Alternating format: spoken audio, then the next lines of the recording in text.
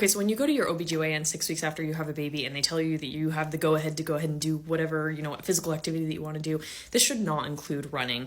And I will die on this hill. Maybe not die because the research might change and that's totally fine if it does. But right now, the guidelines for postpartum return to running strongly recommend not returning to running until 12 weeks postpartum. And look, I'm all about getting people back to activity as soon as they possibly can. I generally think that most guidelines are probably a little too stringent, but in this case, I think there are some good reasons for it. I think returning to running too early after giving birth can put you at a higher risk for musculoskeletal injuries, things like tendon strains, muscle tears, ligament tears, things like that, overuse type injuries, just because, again, your body is not quite ready for that. And also there have been a lot of hormonal changes. The estrogen has caused your tissues to stretch out a little bit, and now they are trying to stiffen back up, and running too quickly during that process can put you at a higher risk for injuries. And then this doesn't include pelvic floor issues. This also puts you at a higher risk for things like prolapse and leakage if your pelvic floor is not in the right place to be prepared for the high impact of running. I would say this could also go for heavier lifting,